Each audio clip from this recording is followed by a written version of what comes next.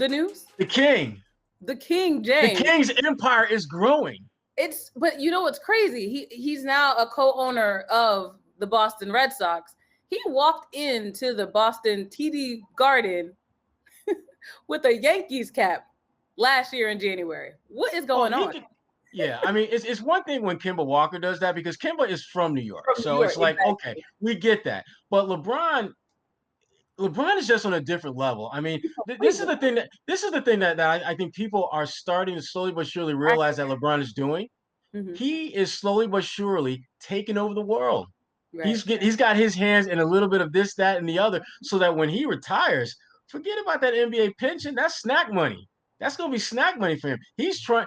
And the thing I like about what LeBron is doing, and again, I wish more athletes would use their influence and their power and their financial means to do this, is he is trying to become an owner. He is trying to become a boss. That, to me, is where players, after all these years, are finally starting to realize that's truly where the power's at. Because as much money as you are making as a player, you can only imagine how much the owners are making because they're the ones that are paying you as a player. And so LeBron, I think he's slowly but surely trying to take over the world.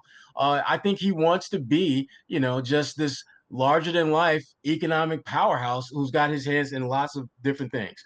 But one thing your boss though. What's that? Robert Williams. You see what I did there with the transition? I see what you did there. I saw that.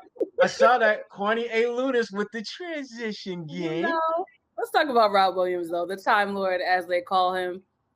Your assessment? Well, I like what I'm seeing. I like a lot of what he's doing out there. I think he is playing with the kind of consistency that, fingers crossed, is going to get him the trust of Brad Stevens to play even more minutes. Mm-hmm. But again, I still think that he's not quite there yet. But the Celtics, they're going to have some really tough decisions to make as far as price pointing when it comes to time to re-sign Rob Williams, because there is a tremendous amount of upside he brings. There's no doubt about that. But there are some aspects of his game that definitely need work. Are they willing to invest that he's going to make those adjustments, those improvements and continue to grow the way we've seen with Jaylen Brown, the way we've seen with Jason Tatum? Or are they going to try to hedge their bets a little bit and run the risk of potentially losing him? And that, to me, when I look at the way they're built, look at the way they want to play, I don't see them adding anyone that can fill the void that will be left if Rob is not around. Because Rob brings such a tremendous amount of potential at both ends of the floor. Mm-hmm. He's a different kind of big. He's ridiculously athletic. I say all the time that, to me, he's like a smarter version of JaVale McGee. Long, ridiculously athletic for his position, but is starting to figure things out in a way that can help himself money-wise, and think it can help the Celtics, obviously in terms of wins and losses. But to get better insight on Time Lord, let's talk to the timeless one himself, our good friend Cedric Maxwell. Cedric is going to join us right now to talk a little bit of Celtics, a little bit of Rob Williams, and who the hell else knows what the hell else Cedric's going to talk about? Because Cedric's got a lot of stories and a lot of stuff to get off his chest, which I'm sure he will. So let's go talk to Cedric Maxwell right now. And now we welcome in our special guest, but he really doesn't need an introduction, like you said, Sherrod. Cedric Maxwell, thanks for joining us, Celtics legend, and of course now an analyst for 98.5 The Sports Hub. Yep, thank you guys for having me.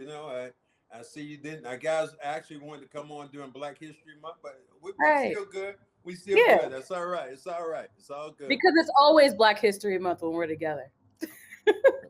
Bam. Good. Good answer, Kwani. Good answer. He's still recovering. Let him recover. Let me be Steve Harvey.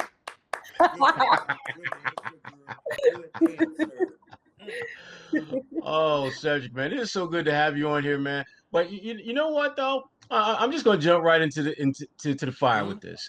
We've been talking a lot about Robert Williams the third, and I just wanted to get what do you see in him, and is it time for Time Lord to take that next step and get in that starting lineup? I mean, is it time for Brad to put him in that first group? Do you think, or what do you think about his whole situation? He's growing, and I think one of the things you see with him is that when you start him, that he was picking up too many fouls. So now he's coming off the bench and he's starting to learn how to play a different position. What I'm loving about him right now is I'm watching him what he does on the offensive end. He used to catch the basketball and he under the rim immediately throw it out to a shooter. Now he's gathering, positioning himself, going up strong, making baskets around the hoop, and with the ability to get off the floor, nobody on this team has that.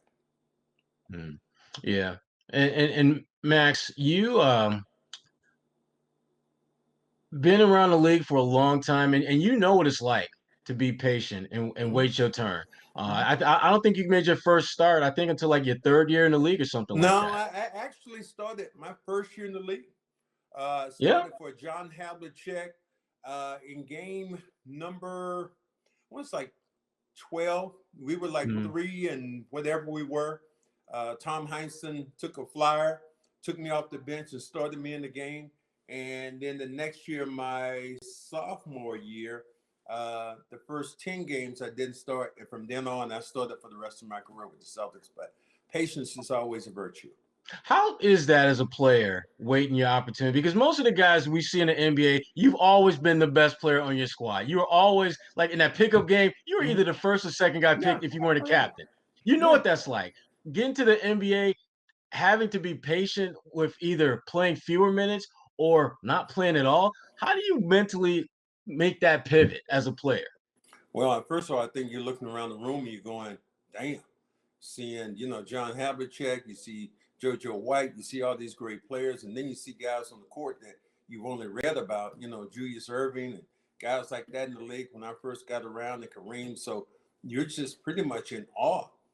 Most players, when they come in as rookies, very few players come in like Magic or come in like Bird, who immediately come in and make an impact, Isaiah, guys like that. But the majority of us had to learn. And the thing about Robert Williams you're saying right now is he's learned. He watches Daniel Tice, some of the things Daniel Tice is able to do. He watches Kristen Thompson, some of the things he's able to do, and incorporated some of those things in his game. Nobody on this team has the ability to block shots like a Robert Williams. But at the same time, when Brad has started him, as I said before, he would go in and he pick up 2 or 3 crazy fouls. Now he's keeping his hands to his side. I've said this on the broadcast 1,000 times. He doesn't have to reach for the ball because all he has to do is use that length and that size to elevate and block shots once it comes off of somebody's hand. You mentioned him being around players that are more experienced, but like you mentioned, when you come into the league and you know that you're good and you see that there is a positive response when you're on the floor, from your perspective, how does someone like him remain humble and, like you said, remain a little more patient until Brad decides to put in that starting lineup? I start to look at the guys who are ahead of you. He looks at the Tatums, he looks at the Browns, the all-stars that you have in front of you, and realizes that, my time is going to come. Again, it's all about patience. Even sometimes when you're playing in this league, patience is the craziest thing. My first game ever was against George Iceman Gervin. And I came in the game maybe with about 10 minutes in the game. I scored a basket. I was all happy. And he looked at me, he says, "Nice shot, young fella."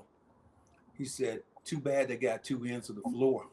And then he went down and tortured my ass. Yeah. And I was like, damn, what? I mean, and shots you think you might block, you're just looking at these things float up because these are professional players. That's all they do.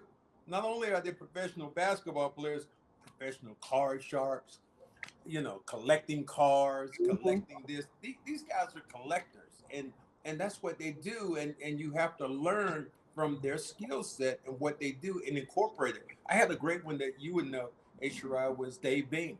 Dave Beam was great players ever to play the game. He played with me. He came to the Celtics, came out of retirement from Detroit, played with the Celtics for a year, and I learned so much from him about how to conduct myself as a professional. I think that's the biggest thing. It's like you and I are talking about being on time. That's one thing you have to do. Tom Heinsohn had a thing. He was my first coach. He said, if you're on time, you're late. It's like, damn, wait a minute. How'd that work out? Oh, yeah. If you're on time, the bus is leaving.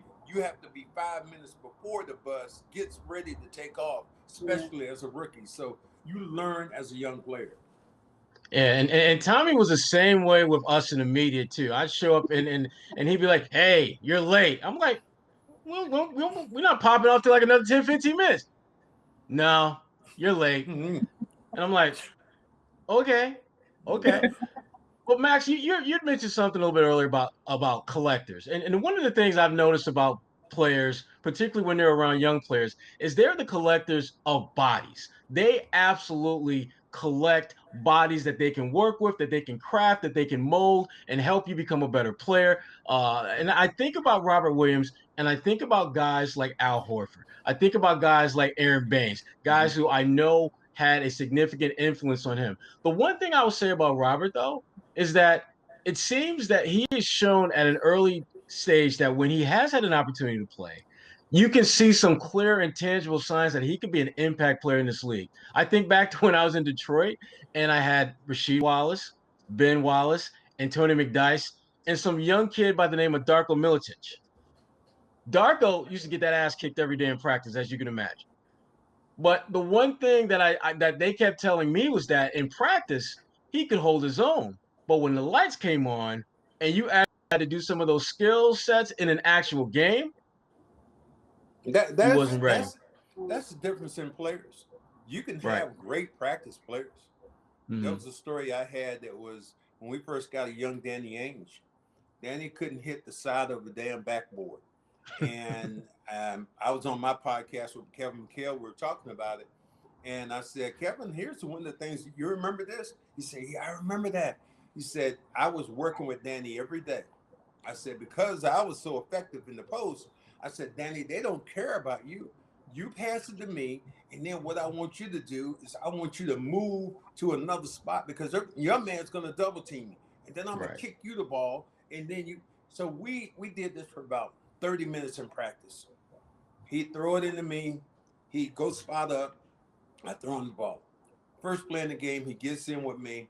He passes me the ball. They come down with his man a double team. He runs to the corner. I throw him the perfect pass, hits him in the hands. Then he catches it, reads the laces on the ball, shoots it, and hits the side of the damn backboard. Man, Kevin looked at me and said, all that damn time, and there you go. You got nothing out of it. But translating what you do in practice to game situations, those are the real players. Because you've seen guys who are high flyers, and they can't get a minute in this league. Yeah. And a part of that comes with the coaching. And a lot of the positive talk has been about Robert Williams on the floor, but also there's been a lot of negative talk surrounding the way Brad Stevens is coaching and whether or not he can wrangle this team up to its potential. From your perspective, do you think that Brad is an issue right now, or is it something that we should still continue to watch in the second half of the season? I don't think Brad's an issue, and I'm all about truth telling, especially on your show. I think one of the things that's happening right now is that you look at this team, and they're not complete yet. What you haven't seen is you haven't seen Marcus Smart with the first team for a while, or you haven't seen Kemba being out. This team has not been whole yet.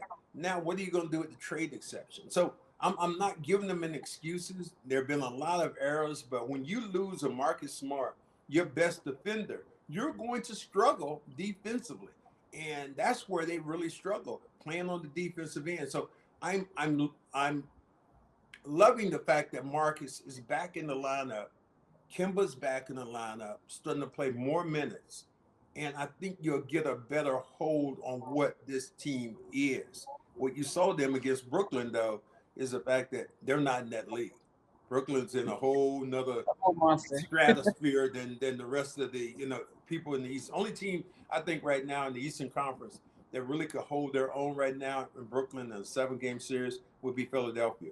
And that is because during the playoffs, as you guys know, the game slows down and it starts to be a ground and pound game. Joel Embiid is the best ground and pound guy in the NBA right now at his size. And I don't know if Brooklyn has anybody to contain him. And I like Doc Rivers. The relationship right now that I see with Embiid and Doc Rivers reminds me so much of Kevin Garnett and Doc Rivers. That, Kevin would run through a damn building, burning building. If Doc Rivers said, go run through that damn building. It's on fire. Kevin would be like, I'm flying through it. Because he believed in it. I think this is the same kind of relationship that Doc Rivers is starting to develop with Joel Embiid. Yeah, and I've written about that for Bleacher Report, just about just the Doc Rivers factor and Philly's success this year. And you're right, Max. I mean, it's amazing how we undervalue the importance of relationships when it comes to winning games. We can talk about talent till we're blue in the face, but it doesn't matter how good your players are if there's not a connection between the head of the snake, which really is the head coach, and the body, which is the players, and specifically your best player. You're not going to ever get to your pinnacle of greatness as a team if that disconnect is there. That really is true. You think about the great teams you've seen: Pat Riley connecting, Phil Jackson connecting, Greg Popovich connecting with his team, Casey Jones, Bill Fitch, all these coaches who have been around, Chuck Daly, connecting with the guys he has and making those guys accountable. And that's what I really like about when you see these guys play and they play at a high level. So, yeah, coaching people say, well, it has nothing to do with it. I think they're wrong about that. Coaches are really huge in the NBA, but at the end of the day, players really control the flow of it. They do. And the thing about that I find about players who have long-term sustainability is that they adapt to whatever they need to help that team be successful. I remember years ago when I was in Detroit, and there was a young man by the name of Rodney White who went to a school that was near and dear to your heart, Max. UNC Charlotte. Yeah, exactly.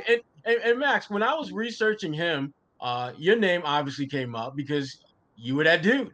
And I remember when I talked to people about Rodney and how he's this really good scorer, they kept bringing up the fact that, well, he may be a good scorer here, but what's he going to do at the next level? Can he modify his game? Because, our guy Cedric, that's exactly what he did, because Cedric was all about getting in buckets when he played. And when you look at your trajectory in the NBA, you had moments where that opportunity presented itself, but it wasn't as if you came into the league and that was it. That's what you did. You had the ability to do that, but you adapted to whatever your team needed for you to be successful. Are you surprised that more players don't have that within them to make that shift to doing what the team needs? Well, I think the biggest thing about it is it's now a mental game.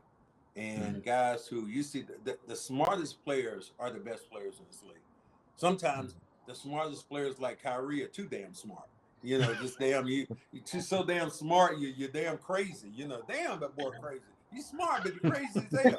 So I think that you look at it in that perspective. So yeah, if you mentally you're able to do things like this, and forge your mental game with it. You think of Ben Wallace. Ben Wallace wasn't the biggest center in the world, but mentally he played a tough, hard-minded game. Dennis Rodman. Everybody said he was crazy as hell, but he was a smart player. I talked to Robert Parrish about it, and he played with Dennis Rodman when he was with Chicago. He said Dennis Rodman tried harder than anybody he knew to be something he wasn't. What he really was an intelligent player who loved to play the game. I have a question for you. Yeah. I've been posing to most people when I do my podcast. Give me your Mount Rushmore of sports. You get 4 people that you can pick. We building in your backyard. 4 people that you can pick in sports that we're building. Saying, Kwame, she wants this in her backyard. Who are the 4 people? Oh, that's a good one. Whew. Serena Williams. She got to be on there.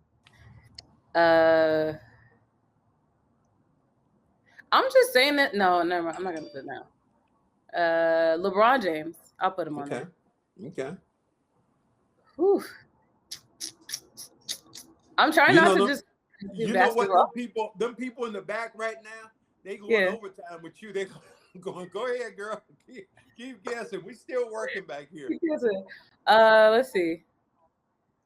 Ooh, like they have to be the greats, right? For me. No, dang. They can be whoever you want to be, Kwani. But I want them to be like have some kind of value. They don't have the significance, as I've told many people before. You and I do have one together because I did pick Serena. She was my 4th, but I had 3 other people. Yeah. Okay. Whew. I don't want to. Okay. I was thinking I'll put LT on there for the Giants just because he did so much for the franchise, and then Oof. I guess for football too, I'll put Tom Brady just because I've been watching him for so long. I don't think those are my best answers, but that's the answers I'm gonna. Well, those are your answers.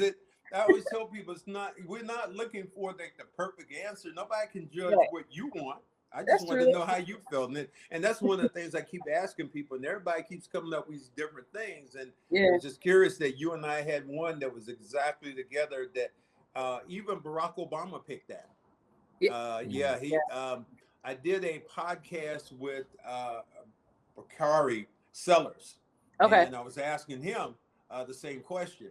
You know, he turned around and took that question and did it with Barack Obama. I'm like, damn, so basically, you asked Barack that question. Well, did he give? Max, did he give you credit? Yeah, that's all. But Barack Obama did pick Serena Williams. He Look at that. Serena Williams. I had Muhammad Ali. I had see, I know, and I had Tiger Woods. Okay, that's pretty good. That's good. That's really good. I left Muhammad Ali out. I'm ashamed. That's pretty good. Oh, it's so good. You know, you can't. You that was in your backyard. You can't go right. down now. I gotta go visit your house so I can see your backyard. That'd be good. There you go. There you go. You done turn the podcast into his podcast. Oh no, I'm just showing you love. I like there you it. go. I want to hear what's going on with the Bachelor. You know, the Black Bachelor. Yeah, I thought that was where we were gonna go with that. Like I'm going deep, like Perk would do. Who he gonna pick? You know what? Rod watches the Bachelor, so he's our insider.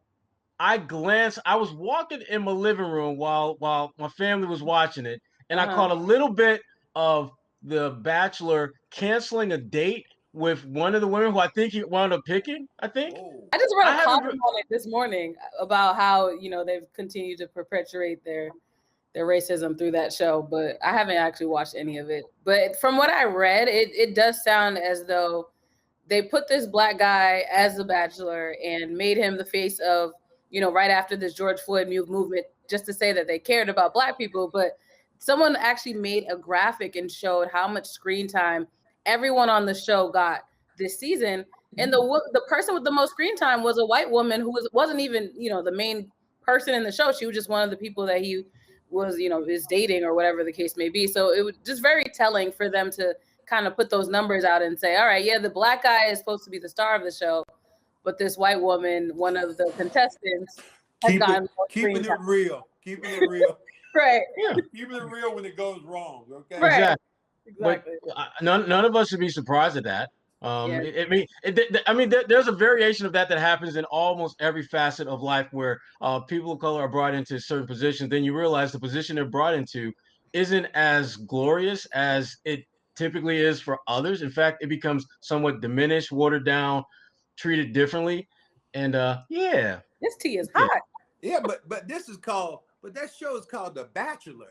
So, how do you it should be about The Bachelor. The Bachelor. He's like, The Bachelor? No, it's the Bachelor, not The Bachelorette. No, Bachelor. Okay. I mean, if you go see the Jackson 5, you ain't going to see Tito. Oh hell no! You ain't going to see Jermaine. You're going to see Michael. One person. What do you do like this? Tito ain't here. Oh, that's okay. No, right. Michael's here. Okay, we good. We good then. We good. Exactly. Oh, we have gotten so off the damn rails. Damn it, Kwani. This is your fault. This is good stuff, man. This is stuff, the typical. Right. That you want to talk about some NBA trades? Okay. Yeah. Trades. There's been a lot of trade talk. And you, Cedric, a former player, you know what it's like to be listening, well, hopefully not tuned into the news cycle of who might get traded. So when you were a player, how did you deal with the rumors that probably spread? I mean, I know eventually you were traded. How did you deal with getting traded eventually as well? Well, I didn't get traded at my first year when I was with the Celtics until the season was over. So it's really different. Yeah. I think guys getting traded in the middle of the season, that's when people are on pins and needles. Now, didn't you go to Houston? Didn't they trade you to Houston? No, I ended up going to the Clippers. Right, but I'm saying the Clippers traded you to Houston, right? Bill Walton for me. That's how right. That's how that went. But yeah, there was it. You know, when it's really different. Then one time I did get traded from the Clippers to Houston in the middle of the season, and that was a pretty much surprise because I was sitting in the room and Houston needed a guard, and Bill Fitch was there at the time with Akeem, and I was like, all of a sudden I hear that, you know, my attorney calls me and says, well, do you want to play in Houston? I'm like, what are you talking about? He said, the Rockets want you. I'm like, really? And, you know, I left and left my good buddy Mike Woodson, who was mad at me because he thought he was going to get traded, and I was traded just by whim. So those things happen. I think it's crazy. But I think if you look at the Celtics now, the pieces that you want with this team is DeMarcus Aldridge that guy? Who gives you the most bang? One of the trades I heard, I thought was interesting. They said Porzingis for both of the Williams, Rob Williams, and they also said for Kemba. I said, wow, that's interesting. If you got a 25-year-old Porzingis with Jalen and Tatum, man, I mean, that would interest me. I don't know how well it would do, but it would interest me. Well, it would interest me if I had any kind of confidence that Porzingis could stay healthy enough to actually play. Yeah. I mean, he spends almost as much time watching the damn games as I do, and that's not good. Damn. That is not good. I love the talent. I mean, 7'2", 7'3" guy who can shoot the way he can. I don't care that he don't play around the rim. You know what? I don't Who need does? to. Exactly. I mean, if you can shoot 35, 40% from 3-point range and you 7'3", nobody blocking your shot. Nobody's really going to contest your shot. We good if you can play. We are so good if you can play. You know, I like what you're saying there. It was real funny that when they were talking before, they were talking about Blake Griffin, and I realized that this year Blake Griffin has as many dunks as the three of us right now put together. I was like, damn, he ain't dunked one time. No, he ain't. But that's how, you know, the game changed you. And the same thing you're saying right now with Porzingis is he's not playing in the paint, and he has often been injured. Can he be healthy? And you have three young guys who are playing together. That's very interesting. I mean, you have a Pritchard, you don't lose Marcus Smart. That would enlighten me. Although I love what Kemba's doing right now, I still think that's a trade that I would look at. Yeah, but the tough part for Kemba, and just in talking with different folks in the league about Kemba, is they're just not sold on his health. I mean, Kemba's a hell of a player. And he, throughout the course of his career, I mean, the durability that he's been able to play with is phenomenal. But he's at a point now where it's pretty obvious that Kemba, from a health standpoint, is not going to get significantly better than what we're seeing right now. And right now, he's pretty good. And I think it's definitely to the Celtics' benefit. But convincing someone else to take on that max contract where there are some legitimate questions and concerns about his health, I don't see the Celtics being that longing to get rid of Kemba, and I don't see another team wanting to bring him in the fold bad enough to pull the trigger on that. But yeah, you know, I think you're right. I think it's just, to me, it's like, who's rolling the dice? You know, are you rolling the dice right now for Porzingis? Is he healthy? Would you bring him in? Or are you rolling it if you're Dallas right now? Dallas, obviously, there's always somebody who wants you, and then there's somebody who wants to let you go. So I think that's the school we're in right now, especially with the Celtics. It is always better to be wanted. It is all whether and to me that was the one thing. Like, I remember when I was in Detroit, Chauncey Billups used to tell me that every time around this time of year, that look, ain't nothing wrong with having your name in trade rumors. It means that somebody's talking about you because they like you. And to me, he said the problem is when you near the end of your contract and nobody talk about you, including the team you playing for. They ain't talking. So it's like, yeah. You know, I mean that's what, you know, and that's why I'm really interested to see where Danny goes with it. Does he decide to make a trade? Are you going to use that, you know, that $26 or $27 million exemption that you have right now?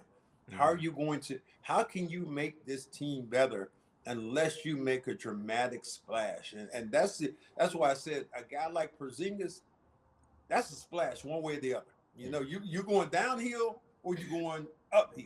And I'd rather have that than just stay stagnant. And you could grow with him at his age of being 25, again, if he can stay healthy. But, you know, you look at a lot of guys, can they stay healthy in this league? Yeah, because I know when he was in New York, the Celtics were one of the teams that was looking at seeing if they could pull a deal off to get him. And obviously, the Knicks took a horrible deal. I mean, they sent him to Dallas and they got Dennis Smith Jr., who is like, clinging to the lead. He's like clinging to that last thread in the NBA.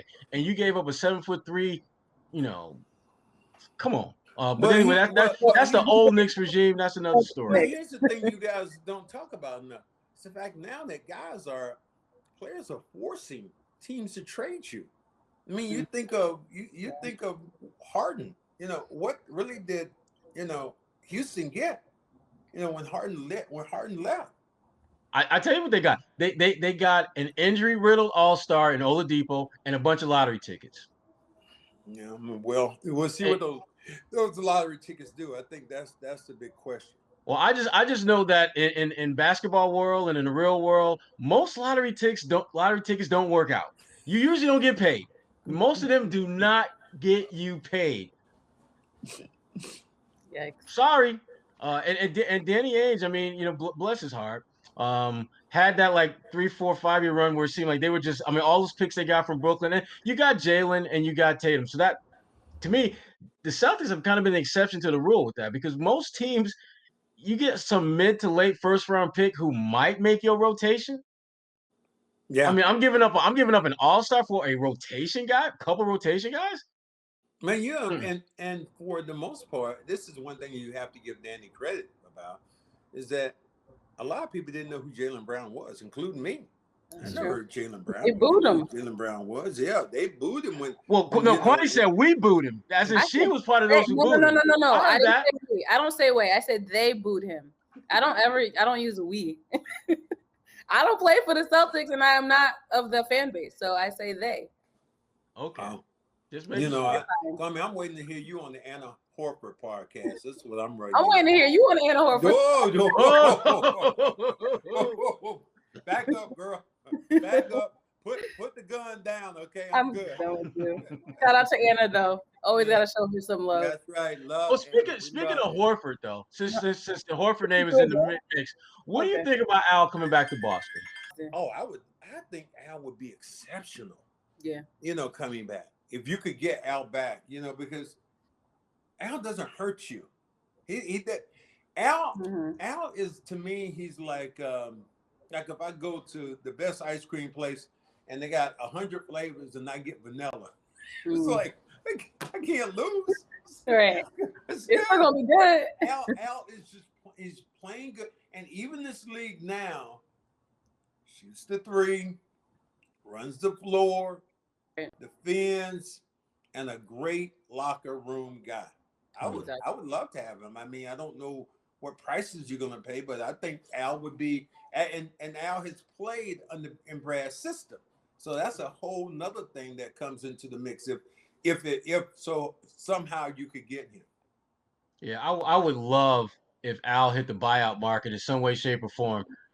Because then, the downside to that is everybody named Mama is going to have to make a bid at him. Like, I could totally see the Lakers, the Nets, the Suns, all the top teams which would try to get him. And Boston, they put their 2 cents in as well. Look, Al has made one mistake already, okay, by going to Philly. $100 million mistake by going to Philly. Is that really a mistake when it's $100 million? That's what I'm saying. But we know that Philly didn't want him. Philly did not want. Philly wanted him away from Boston. Yeah. They didn't use him as the player that he is. Now, I'm not saying this anybody's mistake when you give $100 million. I'm going cha-ching, and God bless Al when he did that. But it's still a situation where you looked at Philly, and if Al had to roll those dice again, he might roll them another way. Yeah. Because I mean, Philly basically they wanted to get rid. They want him to be a babysitter to Embiid. And Al's like, but y'all do know that I can play a little bit. Y'all do know that, right? And it never. I didn't think it would work out perfectly, but I thought it would work out better than it did. Like, I did not think that it would be as disastrous as it looked out there at times. And I mean, Al just. It was one of the few times I've seen Al throughout his entire career. I mean, I know Al going all the way back to when he was in high school in Michigan, out in western part of the state of Michigan. I've never seen him just kind of like almost like spiritually beaten down the way he was in Philly. I mean, I can imagine just the deep sigh of relief he felt when they said, "Al, we're gonna have to let you go." Well, I mean, okay. his sister did talk about it, right? About the relationship, young lady. Yeah. And the That's fans, Connie's girl. yeah, the way the fans, it was just the reception too of how the fans seemed to be treating them a little differently after he left, as if, I mean, it's not like he ruined the franchise. He wasn't used to his capabilities, as Sherrod said. So I don't think that's the family's fault for that. Yeah, and just his reasoning behind leaving Boston. I mean, he wanted more money, and they were just like, "Nah, we're not going to do that." And it's like, "Well, okay, I'll go get it elsewhere." And he did. So I don't think there's like any negativity or animosity, because bottom line, it's a business. I mean, Al made a business decision. He wanted to be in a situation with a good team and make some money. He got both of those in Philly. Wait a minute. I got to ask you guys that. You said it was a good decision. It was a business decision. Didn't Ray Allen make that same decision? And hey, no hate on Ray. Ray did the right thing. Hold on, we'll be like in the black church now. Come on, somebody. Right. Come on, somebody. But to that point, I think that was before fans. I don't think they'll ever get to this point. But this was before fans were willing to accept the fact that players realized what game was and were like, okay, well, if I can take my future into my own hands, and to your point about Al, get the money that I want before my career, your career can end with, the snap of a leg or, the trip on a shoelace. So for Ray to do that, I don't think that was a bad idea. I think for Al to finally decide, you know what, I want to make sure that I have enough money for my family. Eventually, I'm going to have to retire. I will never be against players taking their careers into their own hands, because this is a business. They could lay you off, fire you, trade you, whatever the next day. Let me make sure I get this. Enough money for his family. He's made $200 million. No, I know. Okay. His family's eating a high on the damn hog. I know. It's all in respect, but it's in respect to how much, like, the life that they're comfortable with. Like, for me, that's just a lot of money, but for them, they already were used to a lifestyle. How do you maintain that lifestyle after the NBA? We hear a lot of times players leave the league and they have nothing. So now that he does have a little more income, again, hopefully he's managing it well, he'll be able to sustainably live after his career is over. Well, all I know is my people in the South used to have a saying. Nothing at all. Yeah, thing I was interested in today, and I wanted to ask you guys about what went on right now when we saw Gordon Hayward leave and what he's done down in Charlotte. You guys balling? Yeah. I mean, he's balling, like he's like borderline all NBA type ball in this year. Like, when they're looking at folks to be on that third team all NBA, Gordon is going to be in that conversation because of the team's success, because of the numbers he's putting up. The thing, you know what? The only thing different between Gordon now and when he was in Boston, health and opportunity. He got them both now. Exactly. And I was speaking in Charlotte about this, and since I'm on the A list, I'll throw this out there. I told the guy in Charlotte, I said, he's a great player. And it said it doesn't hurt that he went to a town that would love to have a great white player. Come on, somebody. And out there. Come on, somebody. Listen, it was like that when he came to Boston. I mean, it was a very similar scenario. You think it's more so in Charlotte, though, in the Bible Belt? I think it's more so in Charlotte because they don't have a track record of success or great players. Most of the great players that they've had on that franchise, they did not do what they needed to keep them. When you think about Larry Johnson and all the guys, Derek Coleman back in the day, guys who had great years, and when it came time for them to get paid, George Shinn, the old owner back in the day, was just like, go ahead, go somewhere. Didn't even bother to trade. You know what? George Shinn really didn't do that, Sherrod. He wanted to keep Alonzo Mourning.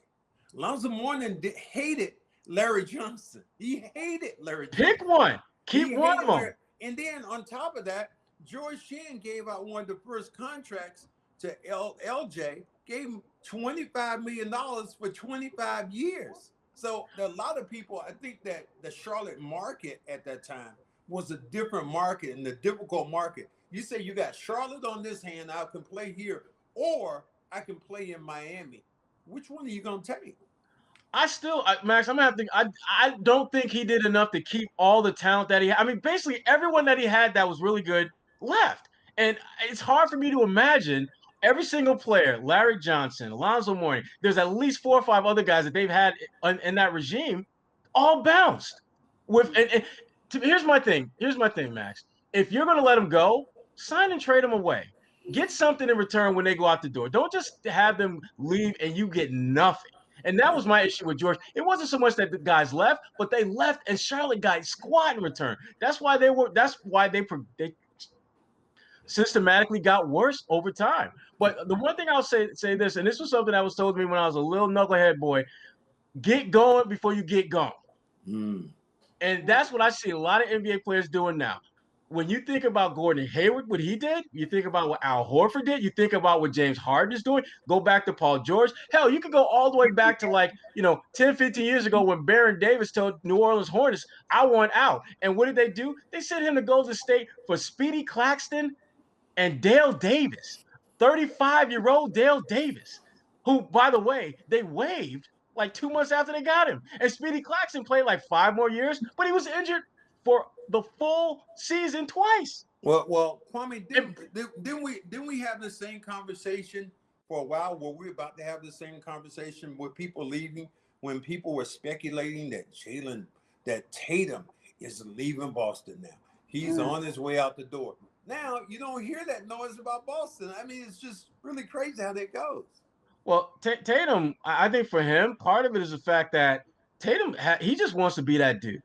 There's absolutely no doubt about it. And I think any team that would want to add him probably has that dude already in place.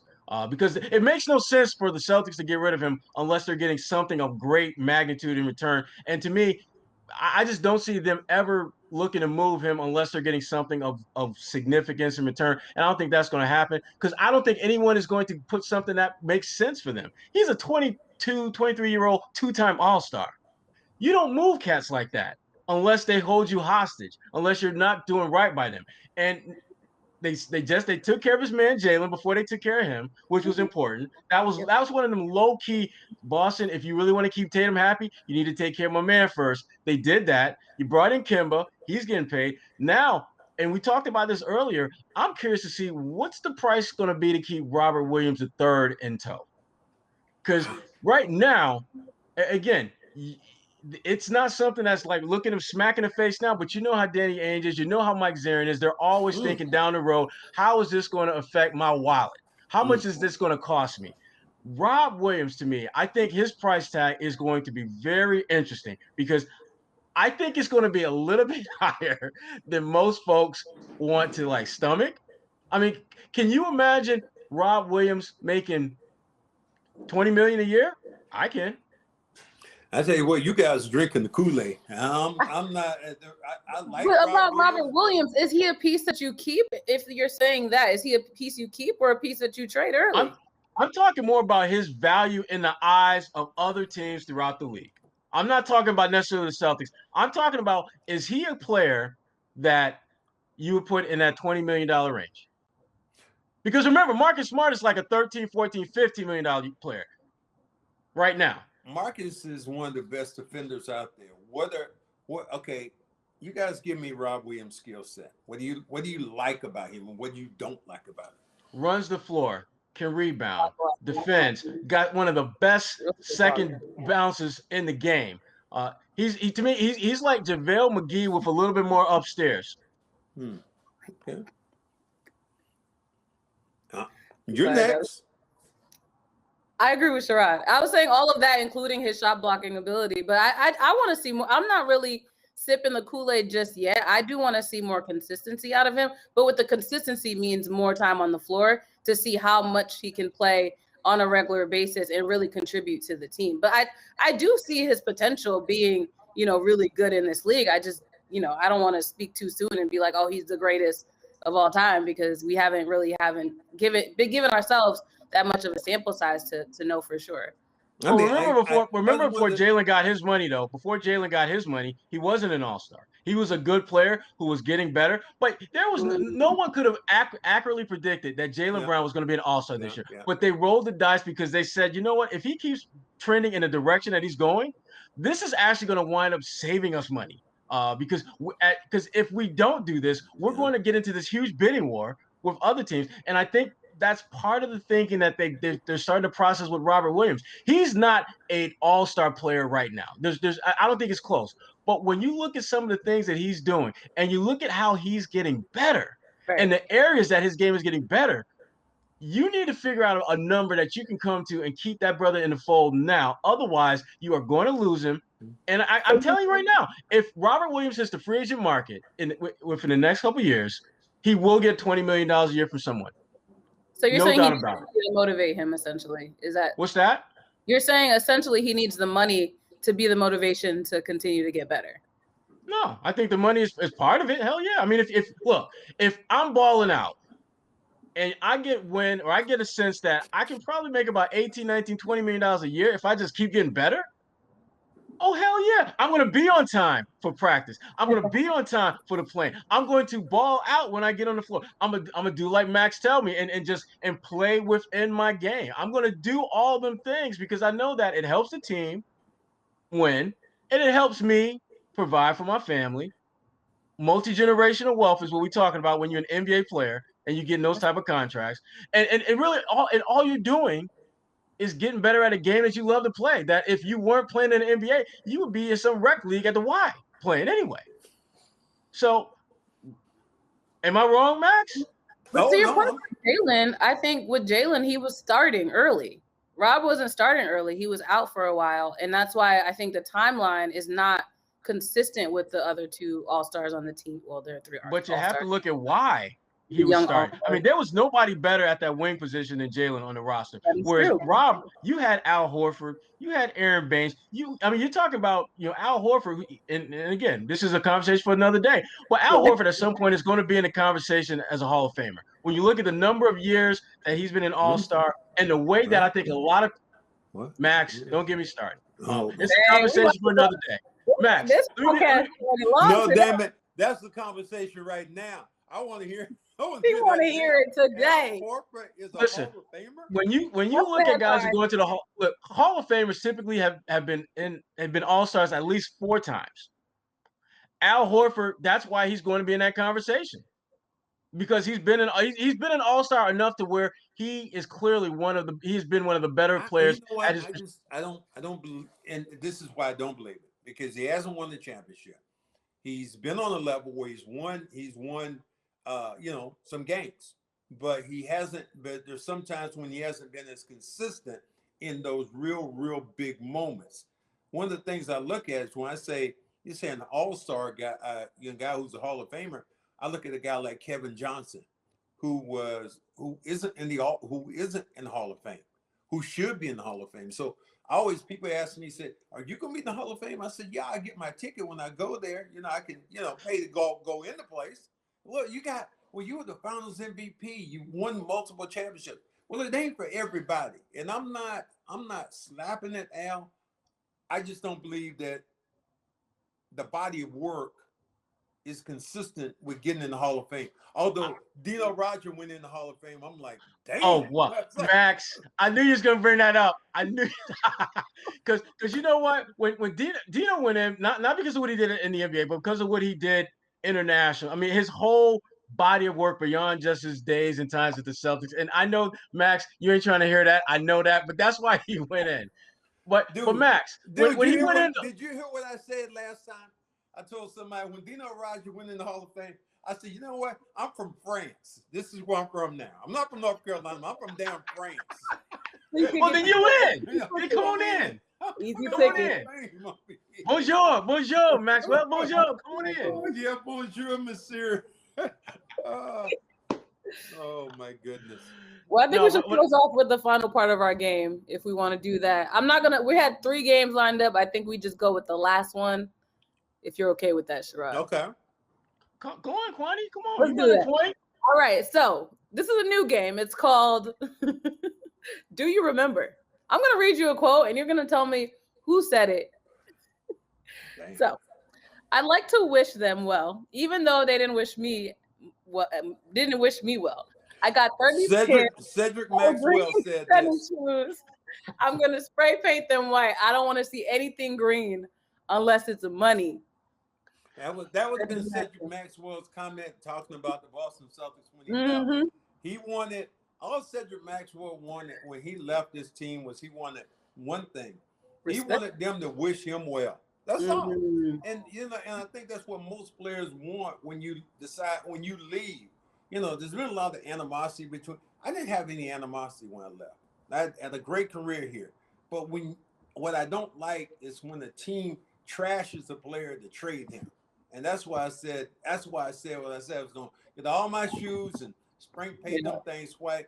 But here's the thing with the crazy part about it. I was working for Pony at the time. I was one of the few guys wearing the Pony sneaker in the NBA. I was getting about $150,000 a year. Damn. I left Boston. You know how much money I got when I went to the Clippers? How much? Close your eyes, see what you see. Yeah, I don't see nothing, Max. That'll be nothing. It's all black. I Just black. I lost a bunch of dead presidents going to the Clippers. Wait, but to that point then, what convinced you to eventually, it's full circle, you now broadcast Celtics games? Was there ever, a reconciliation process before that, or you just came back for the job? My brother has called that job, brother working, getting more green faces. The thing that happened with me was the Garden was closing, and they had these days where they had different great players. They'd have a ticket of yours, and you would come back to the Garden, and they would introduce you at halftime. I came back to the Garden. They introduced me at halftime. And Jan Volk, who was the general manager at that time, said, Max, we'd like for you to come back and work with the organization. And I wanted to come back in the NBA. And so he said, but what you're going to have to do is you're going to have to apologize to Red. I said, I got to apologize to Red for trading my ass? Yeah, that's what happened to me. So like I did, I had to go down to Washington, as nervous as I've ever been in my life, go to Washington, D.C., go to Red's office, go to his house, see Red and his wife, takes me in a room, puts his arm on my shoulders and said, well, sometimes when you are younger, you don't do smart things. And the next words he said, I will always remember, he said, I forgive you. That's exactly how I did my head. Huh? What'd you say? What'd you say?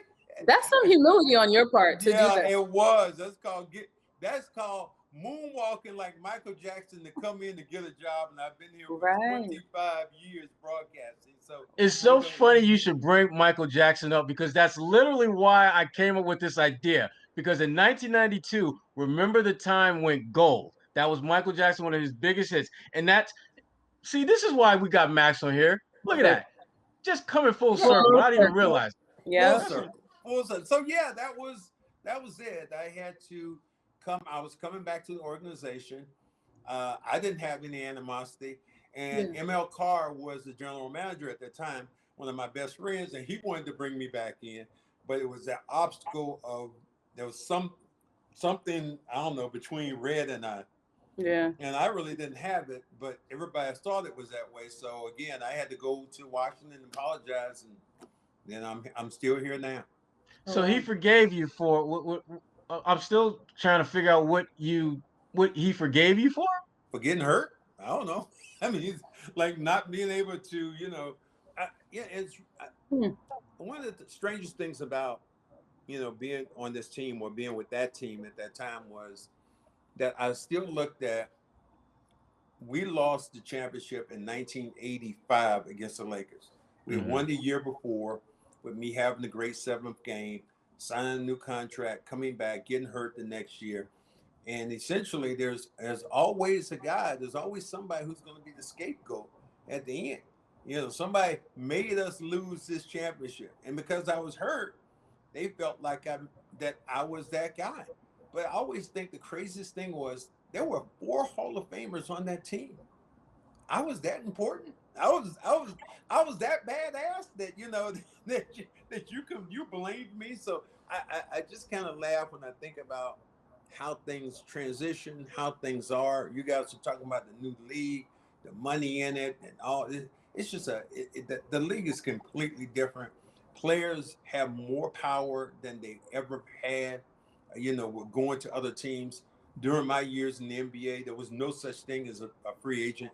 There was a right of compensation. So if you went to another team, that team had to give you back something. You just didn't become a free agent.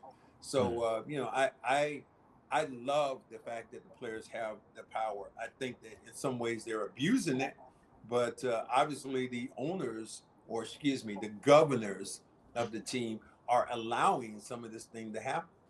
Well, I find it interesting that, someone like James Harden will catch heat for pretty much saying, look, I want to be traded. And Houston still threw him out there to play, and he played like crap after he said he wanted to be traded. And then, but he's wrong for that, right? But it's okay for the Cleveland Cavaliers to say, Andre Drummond, you're not going to play until we find a home for you. Blake Griffin, you're not going to play until we find a home for you. But that's okay. Yeah, I think that is one of the hypocrisies in the NBA, and the fact that fans a lot of times talk about players having loyalty, but when a team wants to trade your ass, they trade you, and you move on. And where's the, I always say, me being with the Celtics for 8 years at that time, where was the loyalty? No, we trying to win. We trying to win another championship. We getting your ass out of here so Kevin McHale can start starting, and we can get Bill Walton, and we win another championship. So, but I respected that. But again, where's the loyalty on the other side of the coin for the player when he's with the team? And if they want to trade your way, it's okay. Yeah. Cedric Maxwell, we could talk to you for hours. Thank you so much for joining us today. Make sure that y'all check out the Cedric Maxwell podcast. You said you just had Kevin McHale on that. I have to go and check that one out as well. Well, thank you guys. Thank you guys for having me. I really enjoyed it. Always, anytime, the A-list, I've been able to check some of you guys' work out, and I've loved every moment of it. And I don't think we could get enough podcasts with people of color to give another side to the NBA or preach, to a brother, lot of different conversations. So so I'm about that. I'm all about it. So I do. So as I end it, we'll end it like this. My man, what's up? Yeah, I love it. I'll holler at y'all later. Thank you. All right, thanks, Cedric. Bye-bye.